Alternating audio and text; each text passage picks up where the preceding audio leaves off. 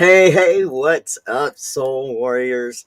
Welcome to this Saturday night Soul Session, live with me, LC, and my amazing guest tonight, Rita Farrugia. Now, I don't normally read, when I do intros or introduce you guys to a guest, but I got to this time because Rita's such an amazing force, in this, on this planet, on this, in this new earth. In all honesty, I mean, when we talk about the attack of the divine feminine, uh I Rita just encompasses all of that. When I think about where we're moving to in this new consciousness, in this new earth, Rita checks all the boxes. So I want to make sure that I introduce Rita properly.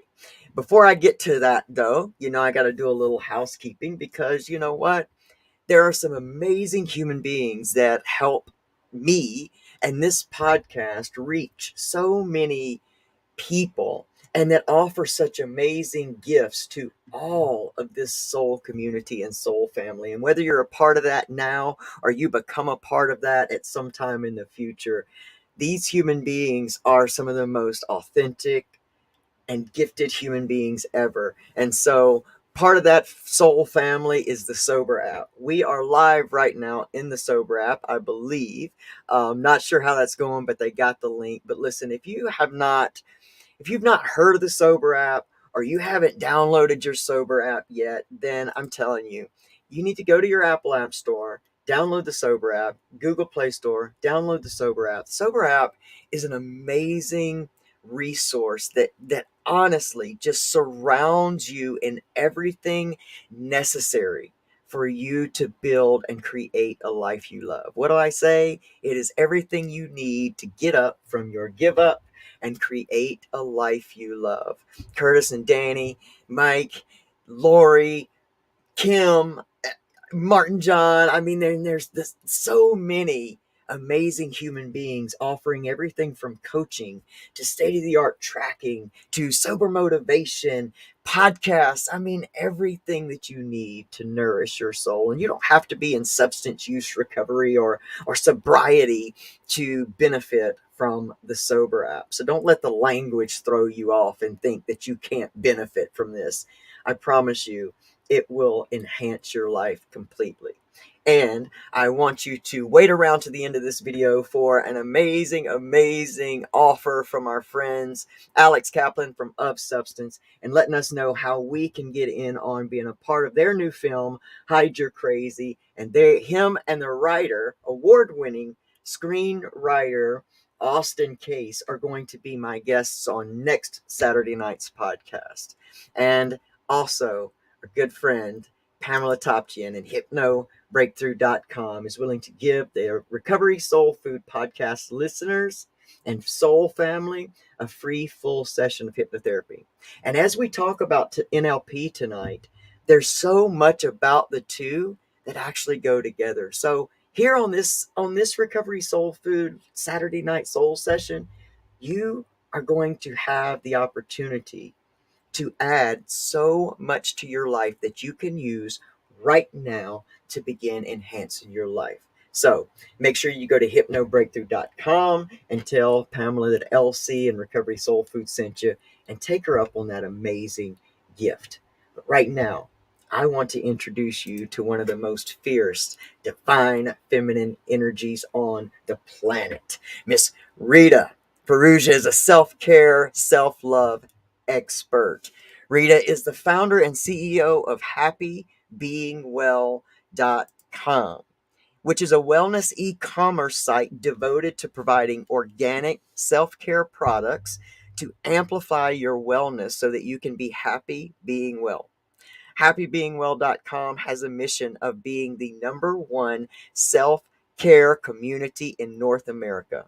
She is the best-selling author of 3 books, and Rita's mission is to awaken people to their love. She's in the right place, right? Teaching them how to reprogram their subconscious to align with truth through creating a daily self-care practice. It is through a commitment to a daily self-care practice that we can eliminate the noise of the world, stress, anxiety, triggers, and our rapid thoughts. This allows us to be able to align with our personal truth, love, clarity, focus, intuition, and confidence. Yes! This process allows us to know who we are, deepens our compassion and ability to love ourselves and others. This is the reason Rita is committed to providing the best natural products that you will love to use and wear, whether it's luxurious active wear leggings to work out in or meditate in, clean skincare, or creating a luxurious at home spa feeling with salt lamps, crystal, bookends, aromatherapy diffusers, natural essential oils, natural candles, all natural face masks, crystals, and much more at happybeingwell.com. Happybeingwell.com offers the tools, products, and free educational resources and inspiration to use in our daily spiritual and wellness practices. What I told you, she is fierce. I cannot wait to get into this with you. So, if you're here, thank you for being here. Share this video out. Let's get as many recovery warriors, soul warriors in this house tonight live with me and Rita as we possibly can. And let's not forget those of you that will watch this on the replay. Rita's video that we did last season, what is NLP and how can it help you in your recovery, is still the most watched video of all the whole channel. And I could not go through this season, and it's been such a beautiful soul nourishing season, without having Rita on for us to do it one more time. So if you all are ready to get into this Saturday night soul session with me, LC, and my good friend Rita Farrugia, then let's go.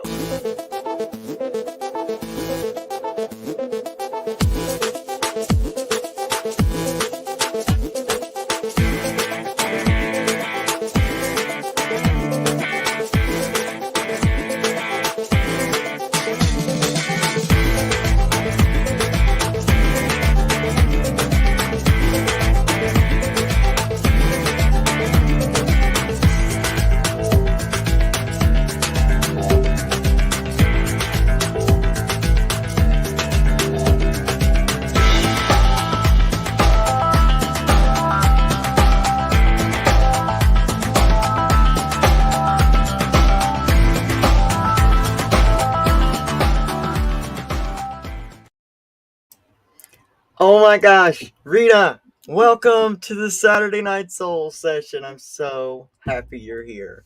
I am so excited that I'm here. I think I just come back for the amazing intros alone. Oh my gosh. You're so full of love and light, Elsie, and everyone is so should be appreciative and grateful that you've taken the time, energy to have this show to help others. Thank you Truly. so much.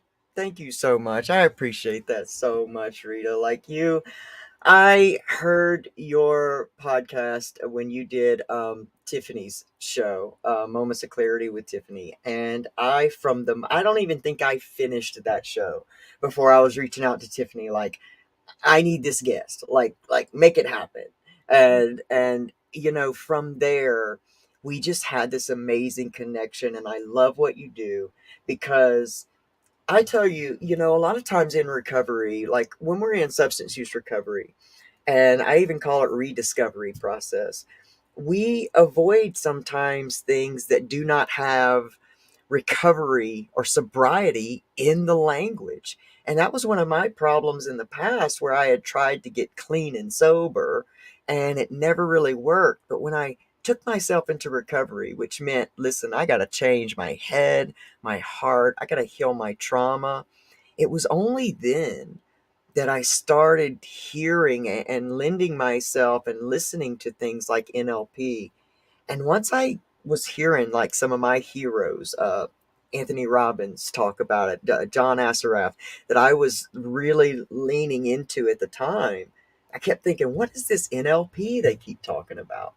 And then I found out. And I'll tell you, Rita, it's just the techniques, some of the techniques that you can use in those moments has become so much a part of my self-care practice. So, Rita, talk to us about you and NLP. And I mean, let's just, yeah, get this. Oh, you're the expert. I want to know everything about you and all of this. Talk to us. Yeah, sure, absolutely. Neuro-linguistic programming, what most refer to as NLP, is a very powerful mind technology. In fact, once you learn it, you'll start to even notice a lot of even the new age community, a lot of their teachings. It really essentially is NLP, is the foundation to a lot of today's teachings. Yeah. Perhaps they've twisted or altered or maybe made their own kind of technique.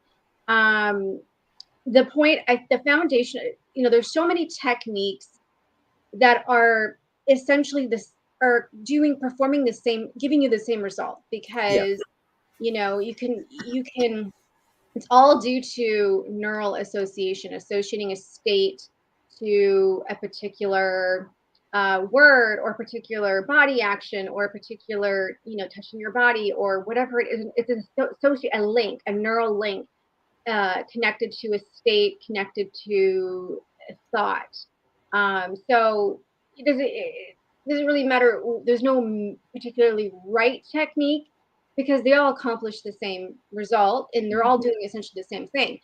So, it's just, whatever technique that you feel like you just like doing better. And I think with the techniques, too, I feel like when I embarked on the journey, like, and it's when I say powerful mind technology, it really is. It's NLP is utilized not only in the healing community, like if you want to, people that want for personal development purposes, it's Mhm. actually utilized, to not only for therapeutic purposes, but also for sales purposes. Just to give context to how powerful the mind technology is, because once you understand how your mind works and processes information, and how everybody's different in terms of their encoding process, processing information, you're better able to alter your communication to adapt to who you're talking to. So your Mm. communication skills will increase, you know, it will just increase. You'll get better results when communicating with others, because it helps you get out of your own head and be more aware of other people, and more and thereby increasing your compassion for others too. But also too, I wanted to make a point of, like, a lot of people that go to personal development seminars and read the books, and they don't implement, or they don't really change, but there's awareness. They're just constantly seeking information. So, and that, I think we can all relate to that in the beginning, because I did that too. It takes, first of all, it takes a while to really understand it, to really, like, really get it, because it's new information being presented to us. We haven't we just been living life in our bodies day to day, Yeah. Yeah. and we never really were aware of, like, all the indirect, subtle ways of how symbols affect us, or how we even got programmed in the first place, even our own machinery that we have in Yeah. terms of the mind and the brain and our body. Like, we were never taught how to really use this, in terms Yeah. of controlling it like a computer. Like, Yeah. we were given a computer, which is our mind and our body, and we learned how to talk and speak the English language, and we're just basically told to do, Yeah. but we were never really trained how to alter things, and like how to do things in a specific way, and to really get the results, in how we're being even programmed in the first place. So I think it takes a while for it to really sink in. There's a because we learn it and then we get into the real world. And I think if you are able to be aware, like, oh, this is why you're teaching us, and this is how I'm being molded, or whatever. oh, I'm being triggered. Okay, let's explore that. I think you have to really be like the observer. You have to really start asking yourself questions after you respond to someone a certain way, or even if you interpret someone's behavior as rude or offensive, or you're bothered by something, ask yourself, is this really real? Like, or am Mm, I projecting something, from a past trauma onto my painting something that's not really there? Like the person is just, I think sometimes we've experienced being on the other end of that when someone's, yes. really mad at us and we're like, what? I didn't mean it to be. I was just saying this, and like what? And they just completely took it out of context, and Yeah.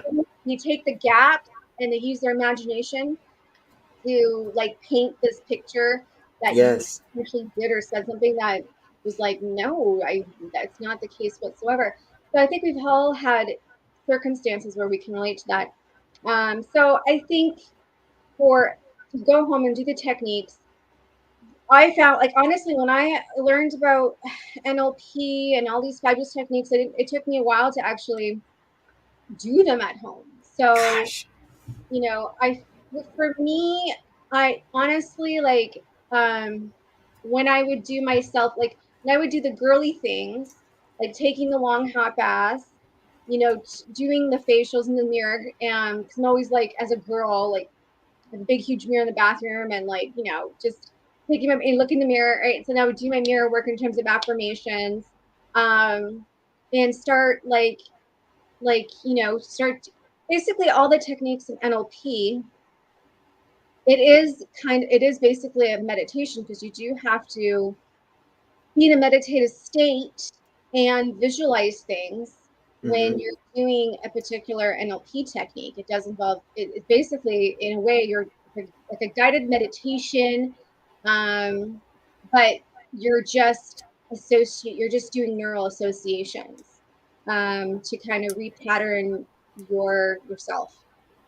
I think that you're talking about something so important right now. And I wrote on my notebook here, divine, because what you're bringing up right now is something that I've gone through and been going through. So, I've been studying NLP and the power of the mind and all of the subconscious programming now for close to 4 years.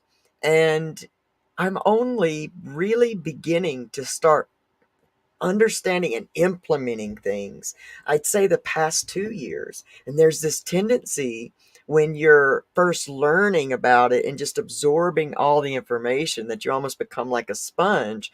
And then you start going, but why am I not implementing? Like, why am I not? I know what to do. Why is it that I'm not feeling led to do it? And there's this tendency to start that shame cycle of, I don't even know why I'm studying all this if I'm not implementing it. And the fact that you've led out into this video now is just divine in my own experience, in my own life, because you're right. It's like you can have the awareness and you can gather the information, but it's almost like it has to marinate down to your soul, and you have to do those, like the affirmation and the mirror work. That stuff is vital, even though it feels sometimes ridiculous in the moment when you're first starting out. But it just goes to show that every little bit that you're doing to kind of reprogram your subconscious is really taking effect. It's just not that instant gratification thing that we kind of look for, and then when we don't get it, we think, oh, this doesn't work, or I'm not working it. There's this saying in a lot of 12-step recovery, it works if you work it. And for some people, they don't understand, well, why am I not working it? But I believe it's that marination process. It's that those little affirmations that little by little drop down into your soul, and all of a sudden you start to see yourself in a different way, and you start to get deep, even the smallest amount excited about your life, or you begin to see possibilities, or like you say, the programming kind of starts to become reprogrammed by these little things you're doing. It seems like little by little, all of a sudden you're putting these practices, it almost starts to feel natural. So the fact that you let out with that. And we didn't even talk about it before. Just lets me know once again, this is a divine season and you're right where you're supposed to be with me. And so one of the things that I want to ask you about in listening to what you have been saying here is how important, because you're right, we never have been truly taught um, that we have a mind body spirit whole connection. It's kind of like, I feel like living in the body day to day, is almost like living in the storm. And sometimes we get so caught up in just the visceral reactions to everything. It's like that's the program. It's like happening, react, happening, react, happening, react, escape, escape, escape. It's like we're living in this survival program. And the thing that I love about, a wellness and a self-care routine and daily practices, and that's why I love hypnotherapy, because, it really does that same thing. It helps you just it's like you're all plugged up to a reprogramming, of your best and most authentic self. And so talk to us, I guess, about how we, and you touched on it some, but I'd really love to get your expert, advice on this. But talk to me about how someone would just begin the process of realizing that they're living just in their body, just no, no clear intention, just living, because that's what active addiction is just like living from that place of raw trauma, and it's constant reaction. And so talk to me about how someone would begin to take even these smallest steps in towards getting a maybe a, I don't want to say a faster track to self-love and awareness and different things, but how would they start to realize that's where they are, Mm. if you can? Yeah. So somebody that, has substance abuse, and not only is this a problem with people that have addictions to substances, but it's also a common problem. Not going to say problem, but a common way to live Mm-hmm. for most is they're actually not really in their body fully. Um, Mm, and the person that is addicted to a substance, they really don't even want to be in their body fully, meaning mm, that's why they take the substance to get out of feeling the pain, get out of, reality, like if they don't want to be fully alive and fully present in their body, they don't want to, because of the triggers are just so, there's so much trigger, the triggers are so much more amplified for a person that has gone to substances to that extent to be an addict, that when they're sober, they get triggered, their triggers are so amplified just due to the mounting of traumas and suppression under the car, like suppressing, that when they're sober, they just want to crawl out of their skin. So someone like that is, they literally have to realize that they're actually making it worse. It's actually worse to escape from their body, not fully be present in mm. the body, just to really fully be alive in your body, like just to fully just experience the pain and the memories of the pain. That is actually, you have to get to a point where you really have to come to an understanding that that's actually better for you, as opposed to constantly taking this substance, because that is actually worse when you look at Because that's the program. That's the program that we're programmed, like, not to be, pain, take a pill. It's like that is that subconscious program that's happening in every area of our lives that we've grown up in, is, constant medication, commercials. It's constant party commercials for the weekend. It's Friday, payday, you got to party. That is the program that you were actually talking about in the beginning. And so it's like now we're coming to this place that you're talking about, is like, oh, so I'm supposed to be in here. Like I'm supposed to feel all the body. I'm supposed to feel all this. I didn't want to interrupt you, but I mean, it just came together so perfectly because that's the program that we are even subconsciously going through, like smoking, whatever it is. Like everything is telling us, don't feel your pain. Don't feel your body. Don't feel your emotions, even to happiness. I mean, what do we celebrate, we party and we celebrate, we get drunk and we celebrate, So it's that program. Sorry, keep going, keep No, going. Oh, I that's love you. that's a very valid point. It's so true. I remember seeing commercials, when I used to watch regular cable TV. Yeah, do you wake up tired? Do you wake up, like you have Yeah, had it? Like it was something that it was like everybody would experience, just by yeah. being a citizen of society with a job, or if you have kids, like you would. Right. And it's like, take this pill, and then it's, and it was like, I think everybody qualifies for that pill. Yeah, you're totally right. It's so of course, that is going to easily program somebody that has a lot of trauma to join to really, really turn to substances. Yeah, on a huge scale.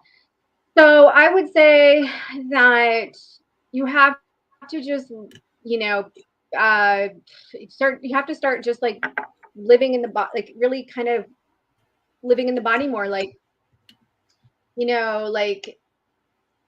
doing stuff like yoga and stuff like that does help. Obviously, meditating. When you're watching a movie, pay attention to, are you breathing from your chest? Are you breathing from your belly? Or is your heart rate going faster? Because those are like kind of training wheels to kind of get you used to. That's what I would do when I would start to try to get more into my body. Is when I'm watching TV, I'm like, okay, like, because I'm like, oh, I didn't realize what my body was doing. I would always watch something, and I never knew what my body was doing in terms of the pace of my heart rate, if my muscles are getting tense. Right. And then I started like being more cognizant of what my body's doing throughout the day. Um, and then I'd be like, well, why is my muscles tense right now? Am I like, what's triggering that? And that's how you can kind of get more tuned into um yourself. Like for a very long time I didn't realize I had social anxiety.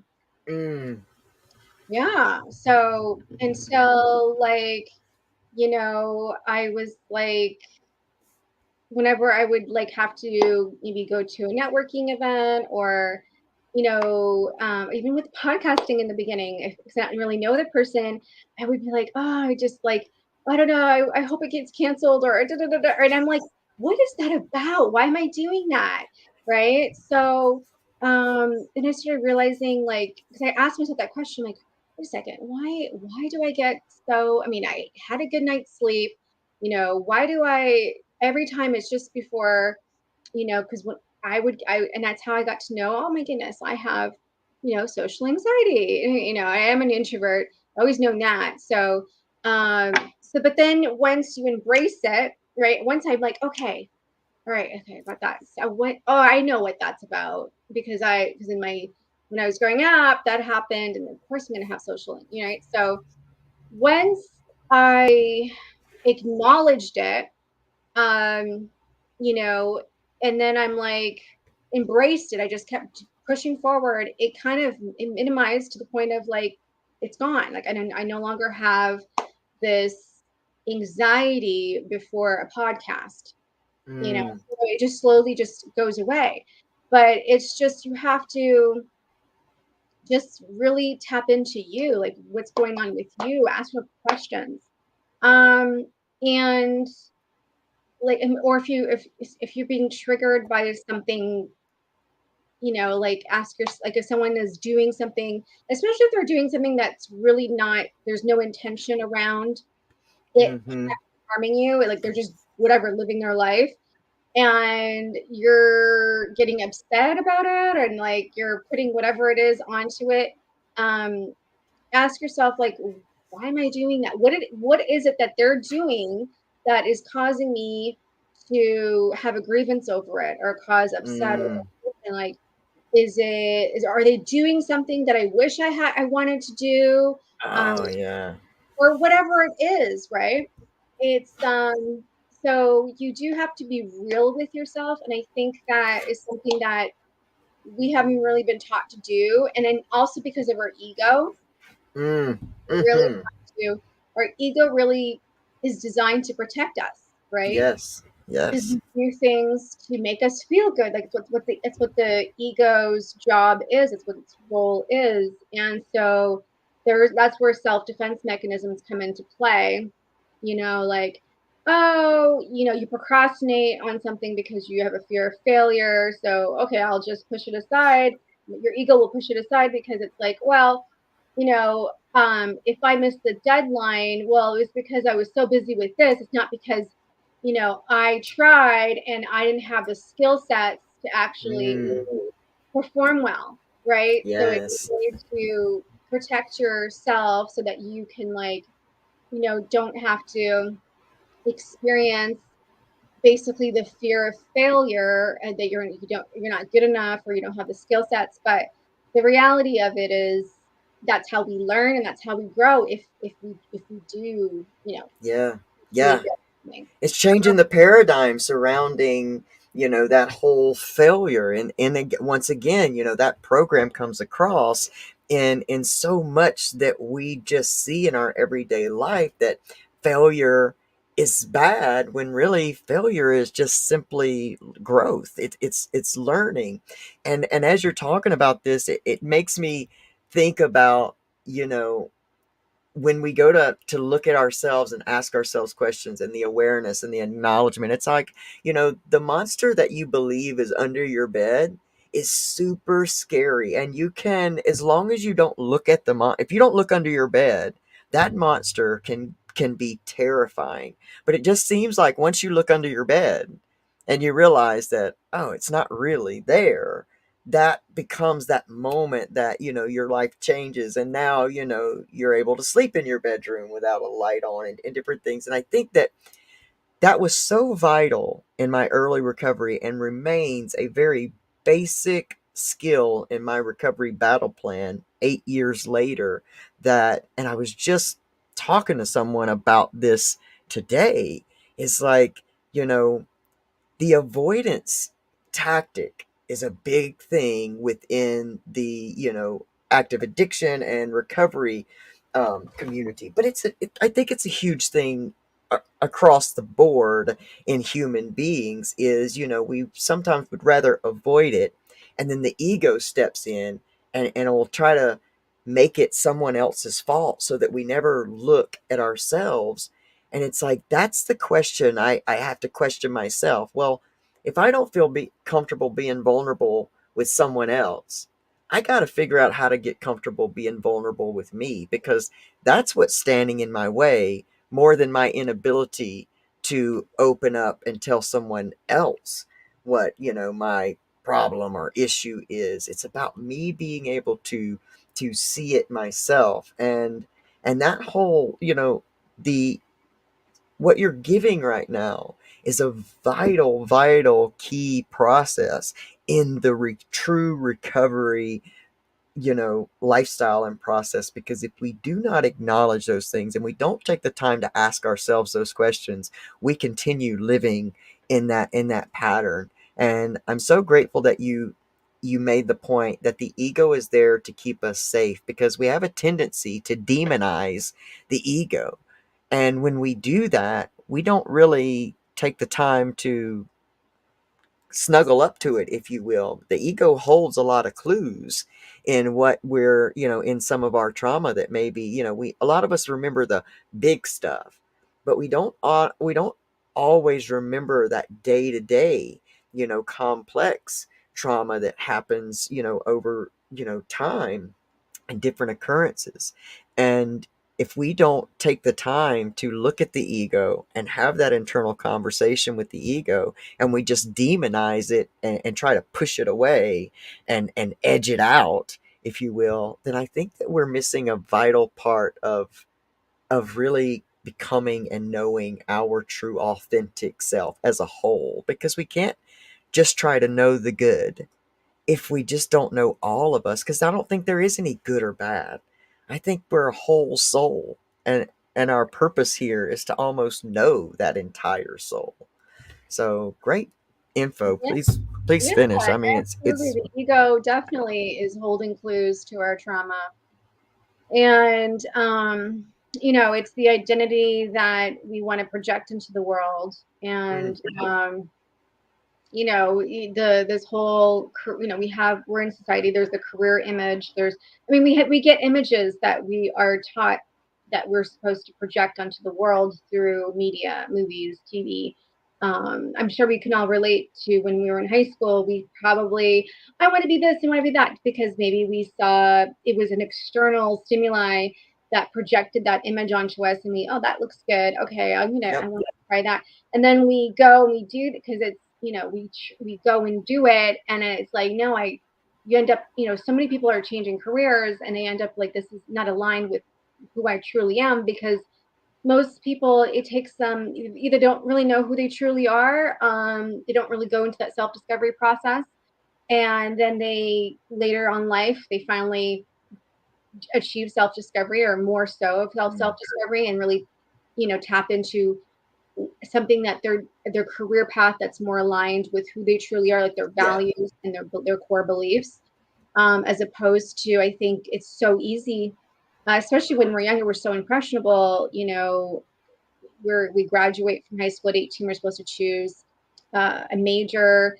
We're so impressionable.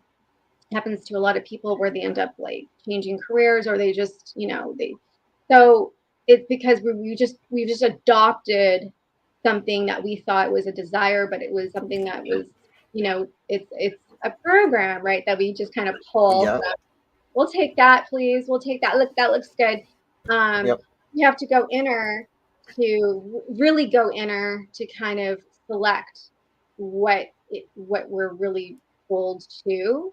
Yeah. Um, so yeah, and that, Yeah.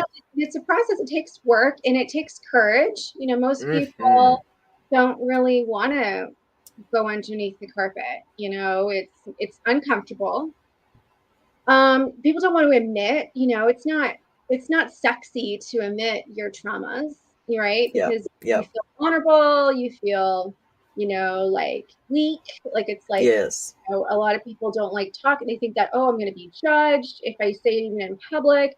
Um, again, going back to presenting a certain image, but you have to be real with yourself, and this way, that's how you can finally release the trauma. Because if you really, it's, I look at it as like, basically you're basically becoming your own best friend. Like, if you really think Yes. about it, like, it's like talking to your friend your best friend on the phone. Like, you're going to be real, right? You have to be, so just kind of duplicate that with yourself. Like, talk to yourself, like, write love letters to yourself, or tap into how you're feeling. Like, just, you have to cultivate a best friend relationship with yourself, and Yeah. that's really truly the Yeah. only way you're going to get to the root of your traumas, It's in order true. to finally just release them. And this is why Tony, when you look at Tony,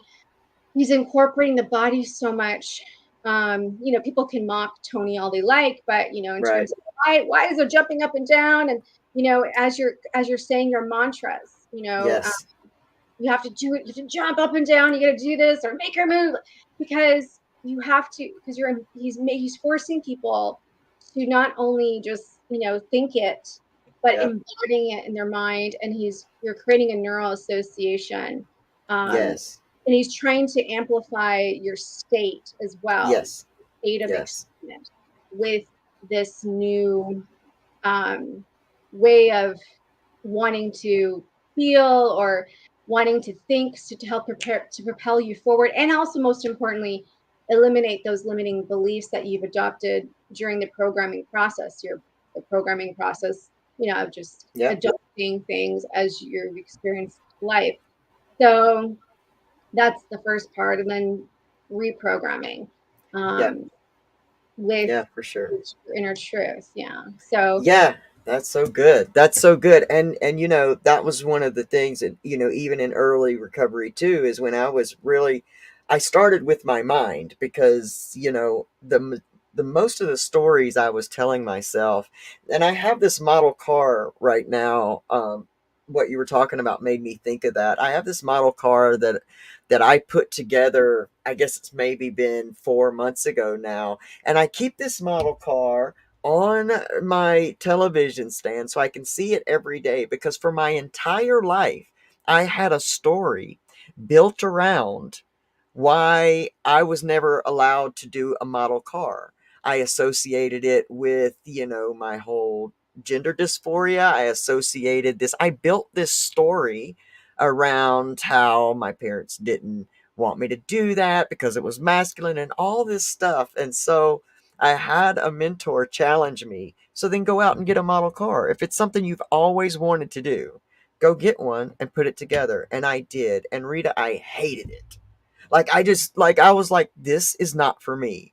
Like I have wasted 40 plus years now building this entire story around this, why I didn't get to put this model car together, and how depraved I was, and how I lost out on my vision and dream. I mean, it was so dramatic.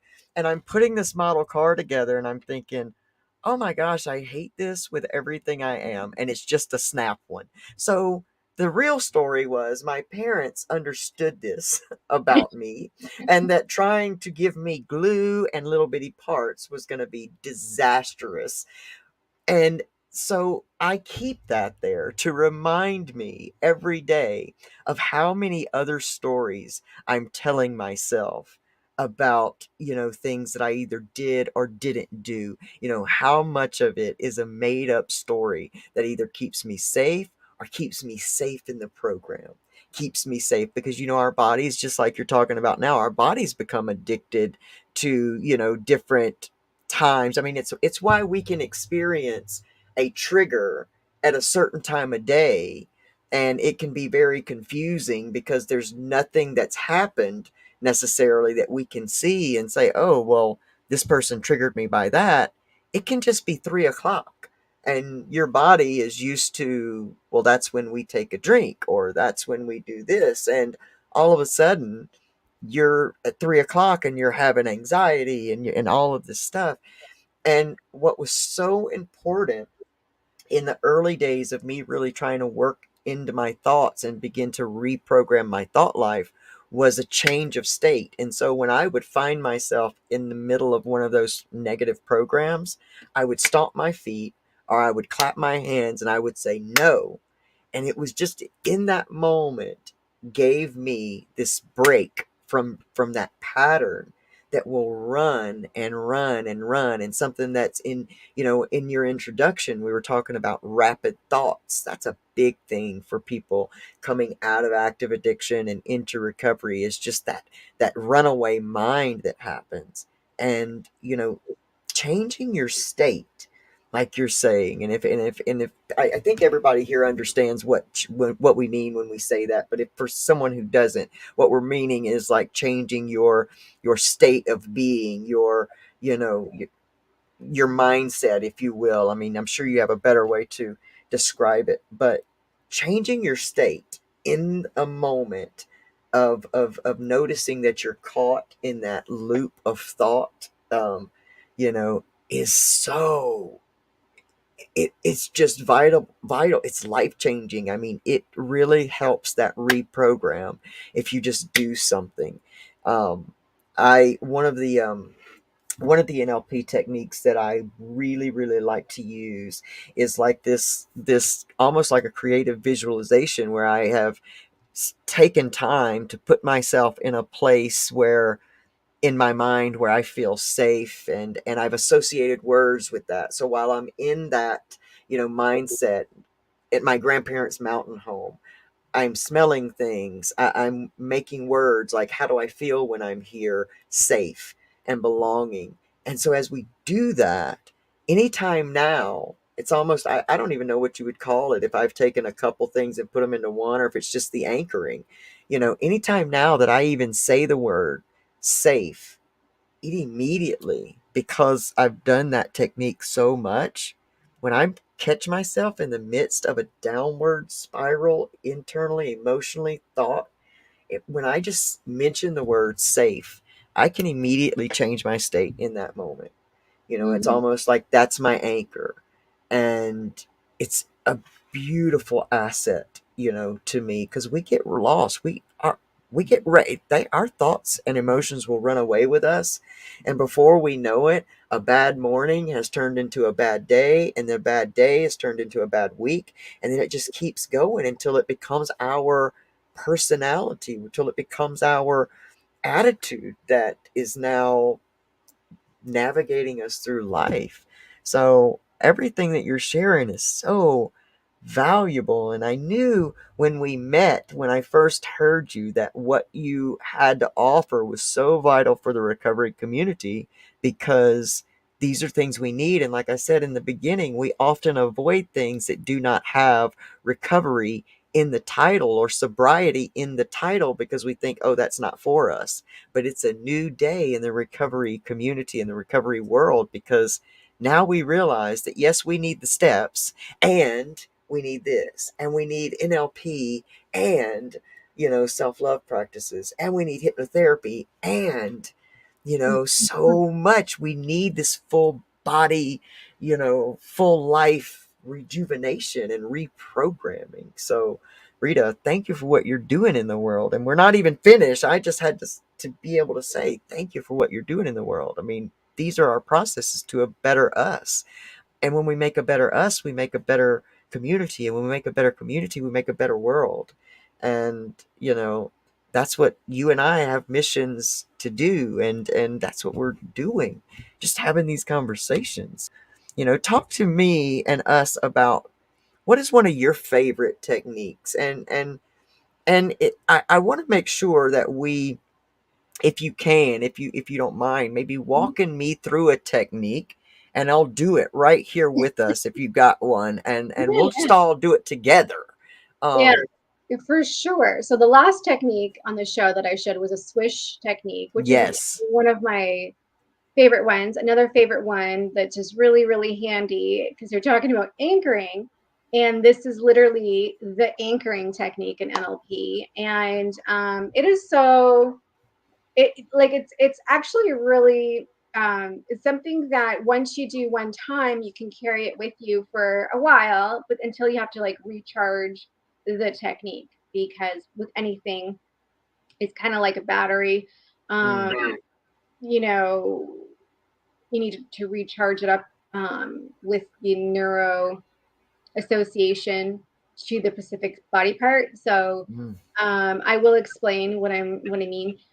So it's called anchoring, and so I love it because if say you have a fear of flying, or okay, perfect example too is um, I'm not a smoker, right? But like, I'm not like you're like, I'm not addicted. I don't need to smoke every day or anything like that. However, once in a blue moon, if I'm like in a social setting and if I'm drinking a few cocktails, I like I would have this craving for a cigarette. And so, and I was with a friend, and he didn't have any cigarettes. He's like, "Well, Rita, do one of your little like things, like you do like one of your NLP things." And so I was like, okay. So I would just literally tap my not a thumb, a knuckle. I forgot the name. One of my knuckles. All my knuckles are anchored, like they're programmed for certain states. So I would just touch my knuckle, and immediately I would feel the sense of, peace and tranquility, and it would just no longer want that cigarette, right? mm, Um, so yeah, so anchoring is essentially what we've been talking about, associating state with a particular, it could be an object, it could be a word, it could be anything. In this situation, it's a knuckle. Okay, so you can program your knuckles. The reason why knuckles are because it's a specific body part where you're not going to like forget where you've programmed your body part, and you have to touch it specifically, like the exact spot. So knuckles are just really convenient to, outstanding. yeah, you won't forget where it is. It's your knuckle. Just make sure you remember it's if it's your left knuckle or your right knuckle. So yeah, so you can program. So basically, the first knuckle, you want to program peace and tranquility. You close your eyes and you remember a time when you felt the most peaceful and tranquil, you felt the most safe. And what did that look like? What were you doing? What did that feel like? Did you hear any sounds? What do you feel like in your body? How does your head feel? How does your chest feel? How does your hands feel? Your arms, your legs? You hear what you hear, see what you see, feel what you feel. And then now, once you really, really feel that peace and tranquility, you're right there. You're living that peaceful and tranquility movie, wherever that is. Proceed to touch your first knuckle and hold that for about 10 seconds.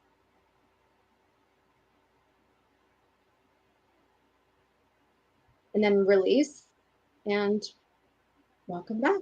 We're just going to just program one knuckle just for you. And then you can program other knuckles like for confidence, for a motivation, for whatever you want, and you can just tap into that. So if you're in a speaking engagement and you're feeling nervous, you can program a knuckle for confidence, and then you can just touch that knuckle before you speak. Or if it's a podcast, so that's just Amazing. it's a really great technique that you can literally carry with you, and it's just so easy to just release those. Um, It is. It is so, and it's so easy to do, and like nobody knows what you're doing, and you know what I mean. Like yeah, it's such a great tool in the moment when you really want to bring yourself out, and it may not be easy at first because remember, I mean, like we have to remember we're running programs that have been run for a long time.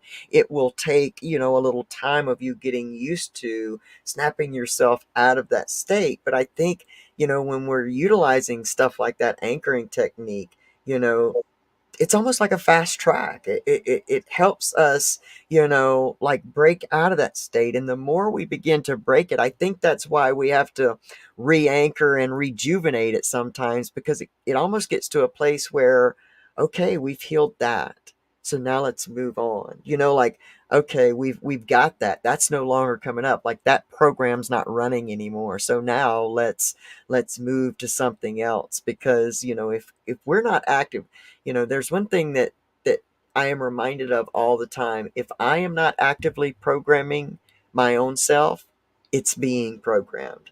So instead of, for all the things in the world we try to control, especially other people and circumstances, the only thing we really have control of is how we program ourselves.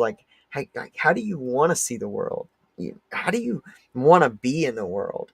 Like what does that look like and feel like, for each individual? And I think that everything we've talked about, even with the associations, like even in thinking about that, there's some questions to be had about, is this real? Like this way that you perceiving you want to be, is that adopted from some of that? Because I remember when you were talking about that, I remember doing it myself, but when my son, he's 22 and he's just started asking these big questions. Why am I here, and what am I supposed to be doing? And when I heard him, like I'm thinking, why do you feel pressured right now to make this one big decision about your life? Because here's what I know, it's going to change and change and change. Ask yourself more of a deeper interpersonal question. Not what am I supposed to be doing here, but who am I in being here? Like who am I? Who do I be? More than what do I do? And you'll that that I think that those questions that we're talking about tonight will give you a greater payoff on a soul level than trying to pick from the line of careers that pay the most money. Well, I want to be a lawyer because it pays this. That's that external association and adoption and image that we take on. And it's why, even as a transgender person in the world, so many people will congratulate me on living my authentic life. And I think to myself, this gender part, this whole transition part is the smallest part of my authenticity. And what happens is we build that authenticity solely on this external part. And then all of a sudden you go through surgeries and hormones. And then you get there and you realize, oh shit, I'm still me. Like, I'm still here. And that external thing didn't work. Uh-oh. Now what do I do? So now I got to do something else, and I got to do something else. And, you know, we're, it's easy for us to do that. But the reality is that, yeah, my body's becoming, I'm more comfortable in my skin. But what really makes that a well-rounded me is like knowing who I am divinely authentic. And that divinely authentic is that person who programs for themselves, and that person that creates a life that they love, and that they stand up out of that program of, once an addict, always an addict, or, traumatized forever.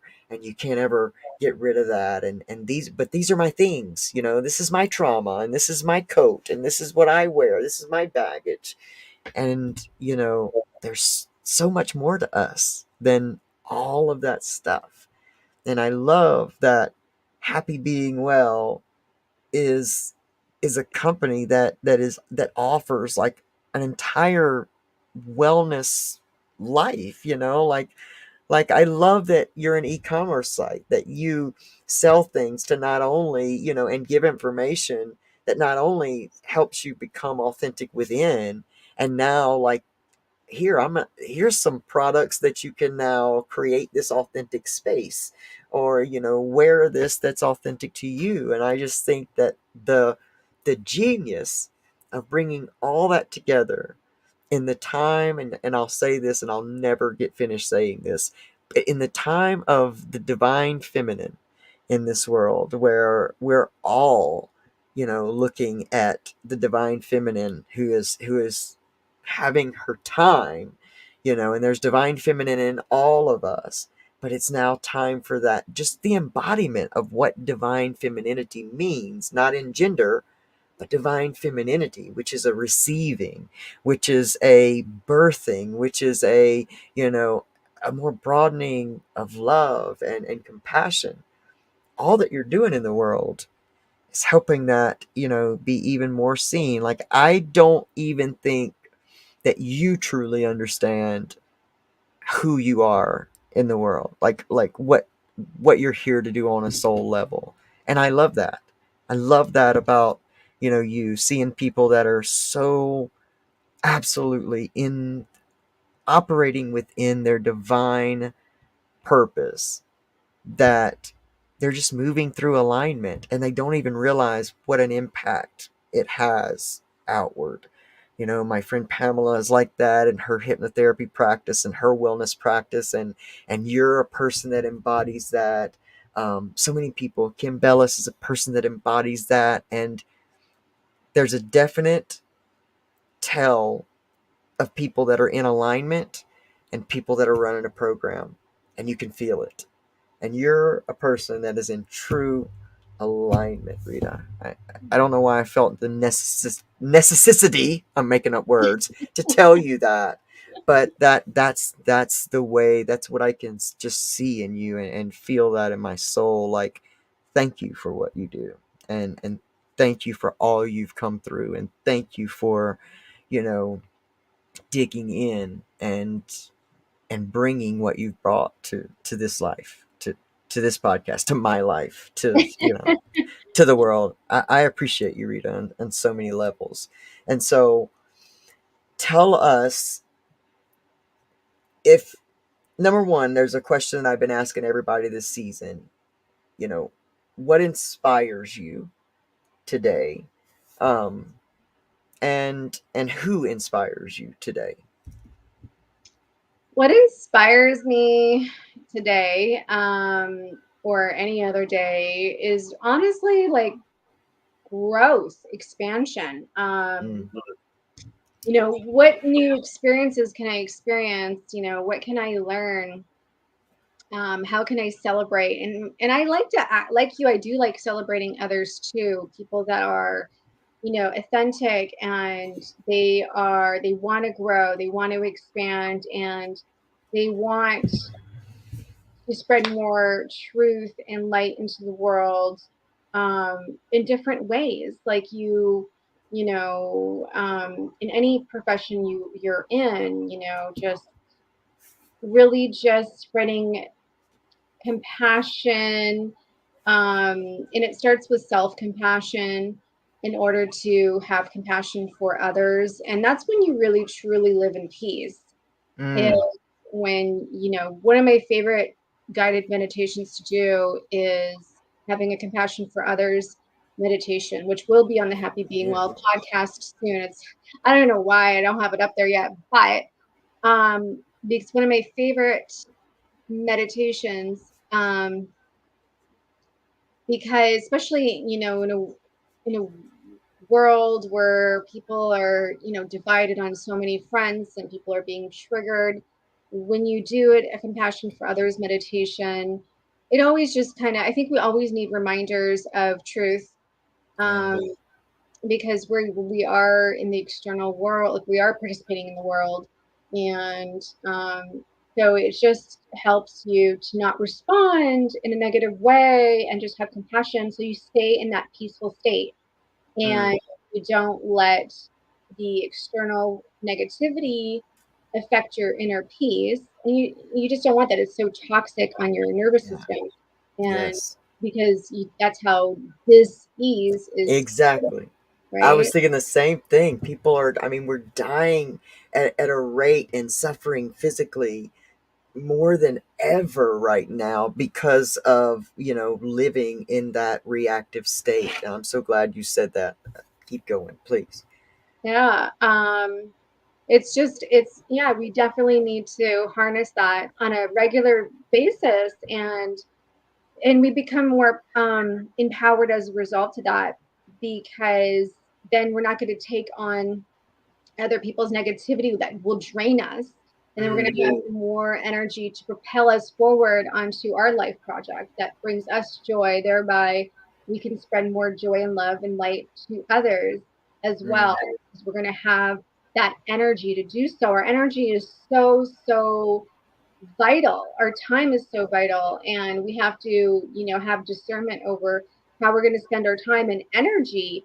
And you know, we really have to just, if somebody's trying to throw shade at us, hey, just let them, and just not engage in it. Just ignore it and let them be, and just ignore them. Don't let them in your inner space.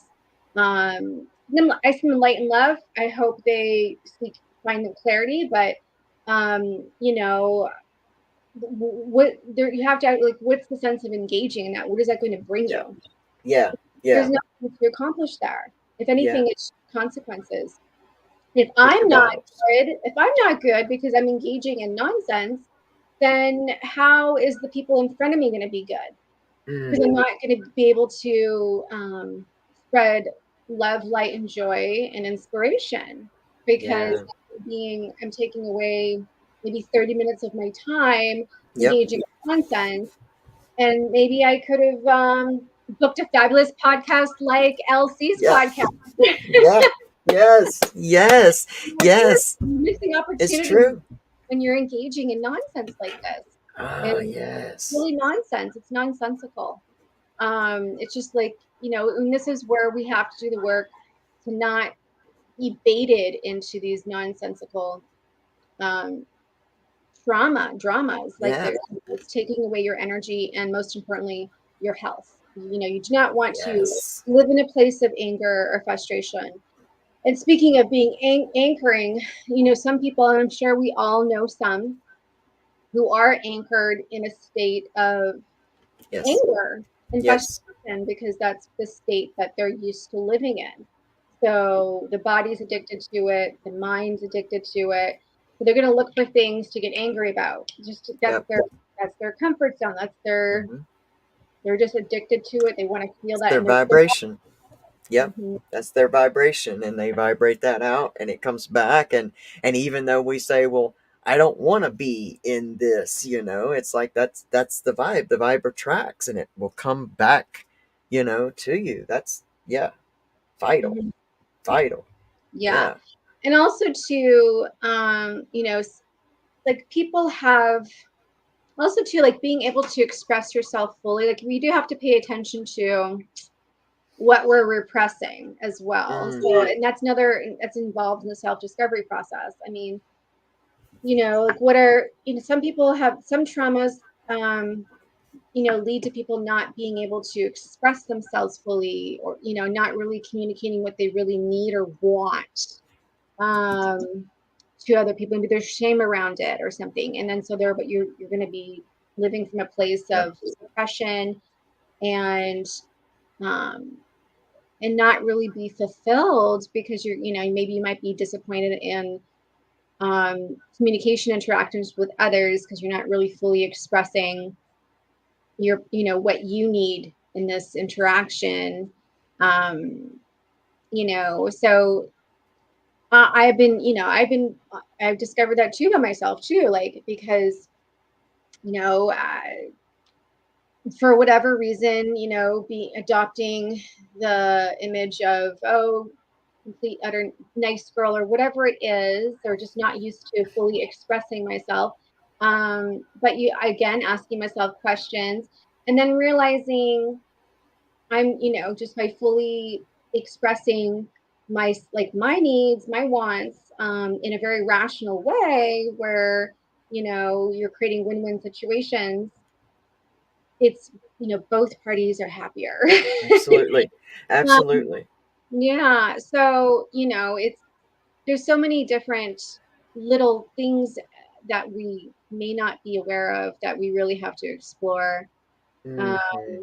about ourselves in order to, be mentally healthy and live a very like wellness lifestyle. And it Yes. does involve,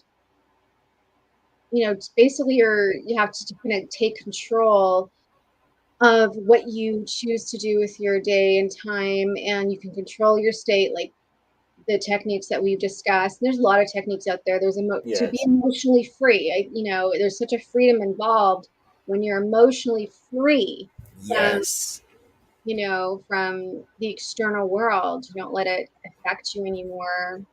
By releasing Yes. trauma, you release your triggers, and and you're completely like, you're much more empowered. You're living from a place Yes. where it's much more Yeah. healthier. Yeah, and as you do it, like it nothing is too small. Like, like I know this to be true in my own like whole wellness practice in my life, my recovery is that, nothing's too small. Okay, so maybe I take myself out of a certain state today and then I fall into that, emotional addiction, if you will, or anchored tomorrow. I don't shame myself for tomorrow. I still congratulate myself for doing it today. And, maybe I do it twice tomorrow and fall back in three times tomorrow. But it's really what we really put our focus on. And I have a great example of this today. And it really goes with what you're saying is, I was up on my roof here trying to fix something, and of course everything was going against me because my energy was already chaotic, and I knew, my internal instinct was telling me now is not the time to do this, but I pushed through anyway to do this because the fear started speaking to me. Well, if I don't get it done, this is going to happen. And I'm up there, and of course nothing's going well and nothing's going right. I'm having this entire like almost breakdown, where I'm cursing everything. And it did not occur to me until after, but I'm grateful that it did. that I was focusing on all the problems and letting the problem and my old gremlin tell me, "What are you even doing up here? You don't know how to do this. Like, why are you even trying to do this?" Instead of focusing on the fact that, "Hey, man, you're up here trying to take care of this when before in the past you would have just avoided it, and let the problem get so big and so overwhelming that then everything could fall apart and fail, and you'd have a perfect excuse to go and relapse because everything would be too overwhelming and you've told yourself you can't handle stress." And to me, even though I did have my mini meltdown and cursed a lot of things and fell momentarily back into that anchored state of anger, and it's all or nothing. That's what depression and anxiety likes to tell us, that this is never going to get better and it's complete catastrophe and it's you've screwed it all up. But to have gotten down from there and taken a shower, changed my state, was getting ready for this podcast, I sat in the acknowledgement of the fact that that energy grew because I was focused in on everything that was going wrong versus congratulating myself for just being up there giving it a damn good try anyway. And knowing that the more I continue to give it a try, try new things, this is how I learn. If I know everything, I can't learn a damn thing. And I will forever be stuck in the knowledge that I have right now. And so if I never let myself fail, if I never try, and I never fail, then I'll never learn anything new. And I'll never be able to rise above this vibration, this state, this place ever. And that internally is just not enough for me. My soul wants to go places that even at 48 years old, I know we're not done yet. Like, we still have so many places to go. And if I stay here in just this state and I never try anything else, and I never fail, then this is as good as it gets for me.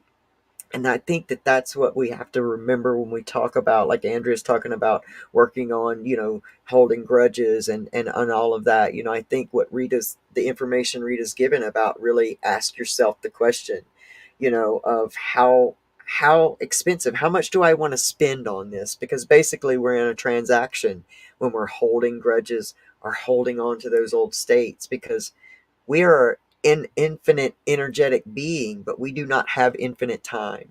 So, how much of your energy do you want to give to holding this grudge? And ask yourself why. Does it keep you safe?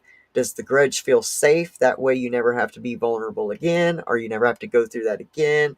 Is it some type of, like visceral almost addiction, so to speak, that anchored? I like using the word anchored. I'm trying right now to use the word anchored over addiction, because that's what it is. You're anchored to this safe way of being. And just ask yourself how much you want to spend on that. How much of your time do you want to spend on that? And like I've written in my notes for this episode, what opportunity am I missing by giving my energy to this? What could have maybe come through for me? What could I have experienced if I had not given all of my energy to this? So, Rita, this episode has once again nourished my soul. It's as much nourished my soul as I hope it has nourished the souls of everyone here. Thank you, Brian Woodland, for being here and sharing this episode out. Andrea Litton, Pamela, Kim, and if anybody else is here and I don't see you, I apologize. StreamYard only shows so many. You have to give your permission. But I just want to thank you, Rita, for being here and sharing so much with us in this community.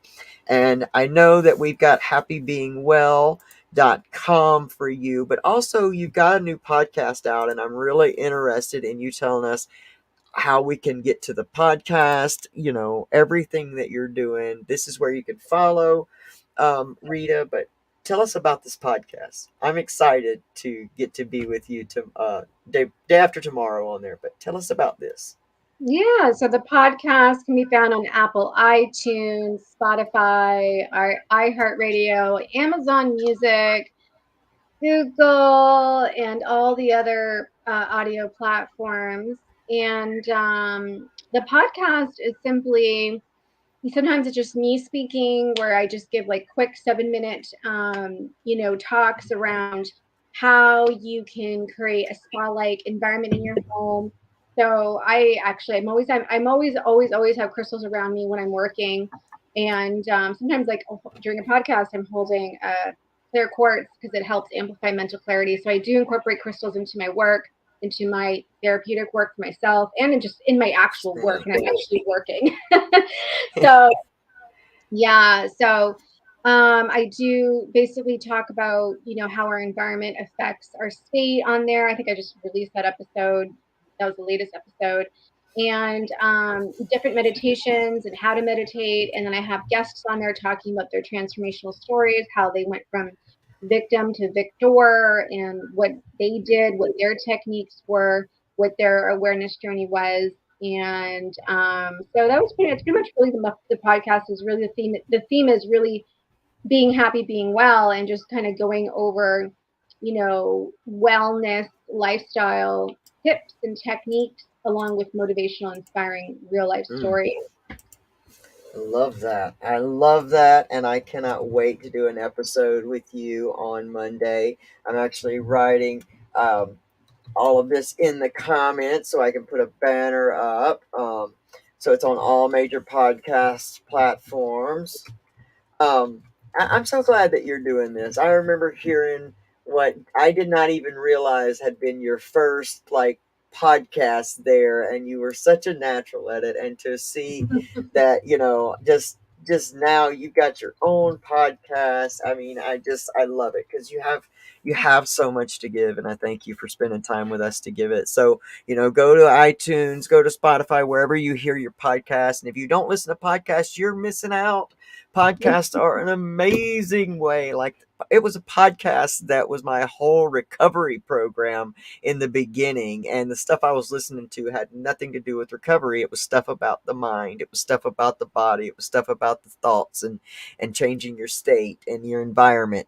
And so those are the things that really gave me substance to not just resist, my triggers, or my substance or my escaping, but to really embrace all the reasons why I was escaping in the first place, and to heal the roots that kept me going through that cycle. And putting my life on the line, because with every relapse we have, with every time we use, we're unaware of when that's going to be the last time. And I don't think there's a person among us that has not lost someone, to the disease of addiction. And, so we know that we're not guaranteed. And so when we learn how to work with ourselves versus just trying to deny ourselves our coping mechanism, we learn to be in recovery and not just clean and sober.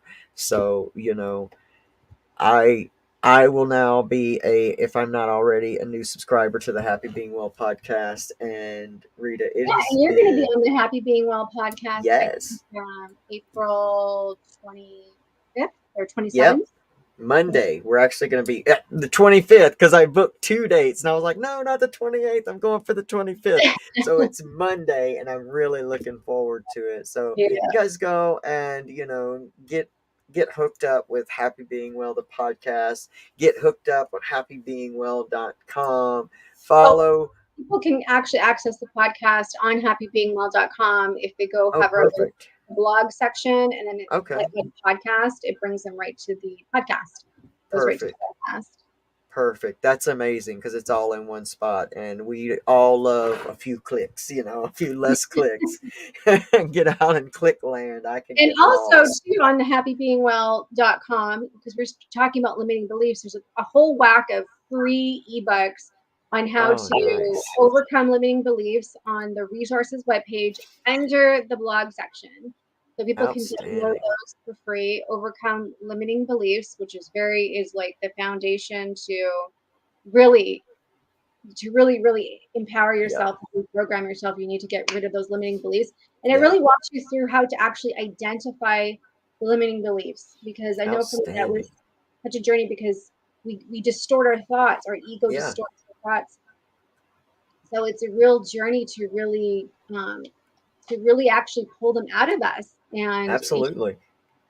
You gotta be, yeah, like, because we don't know to be aware of these things. Like, this is new. And what's so exciting to me and inspirational to me is that because of what we're talking about now, like, has become almost common, it's becoming common conversation and acknowledgments, is that 2 generations from now, maybe those young people will not be fighting the battle to heal and overcome those deeper beliefs and subconscious belief systems and all of that, because they're at play in everything. I mean, look at your bank balance. Your bank balance tells you what you believe about your self-worth and what you believe about money, all in the same thing. I mean, that's the easiest thing to start going for, is how to change your beliefs surrounding money and what you're worth, and how to charge for what you're worth and what you do. And so, we all have those beliefs that live within us, and getting to the roots of those things and cutting it off at the root, and healing that at the root. 2 generations from now, Rita, they won't know the struggle that we are all going through to transform this programming. So this work that we're doing is important in the world. And I just thank you, thank you, thank you again. I'm looking forward to being on the podcast, and that's Monday, money. So everybody, make sure that you go get hooked up with Rita everywhere that you can. She's on Instagram, happybeingwell.com. Make sure you start listening to the podcast, implement these things, and don't beat, and like we said in the beginning, before we go, like we said in the beginning, don't beat yourself up if you're in the process of gaining information and gaining inspiration. It will naturally begin to work in your life as you work at it more. But if you're hearing these things and yet just can't make yourself do some of them, don't be hard on yourself. Don't think that you're not doing it right, or you're not doing enough. Be compassionate with yourself. Go easy on yourself. Learn that it's not do more, it's be more. And just allow yourself to naturally move into this, into these processes. It's not a race. You're not in comparison with anyone else's. Your journey is your unique journey, and it's beautiful and unique to you. Rita, I just love you. And I thank you so much for being here and sharing so much with us. Everybody, remember to make sure that you go and take Pamela Topchian up on her beautiful offer of a free full hypnotherapy session. You can do that by going to hypnobreakthrough.com. Next week, join me and my good friend Alex Kaplan from Of Substance, an award-winning screenwriter of the new short film about the masks that we wear and during our mental health issues. It's called Hide Your Crazy, and the writer of that, Austin Case, is also going to be with us next week. So next week is jam packed with some beautiful, beautiful stuff. But make sure that if you hadn't caught this full episode live with us, that you go back and watch the replay. Put this episode and Rita's past episode that you can find in season 3 in your toolbox, because in both of these episodes she's walked us through an amazing NLP technique that can change your life today. Rita, you're a gift to me. You're a gift to this world. You're a gift to this community. And I can't thank you enough. And just thank you for being here. And we will see you next time. We'll see all of you next time. Thanks, everybody. Bye. Bye, guys.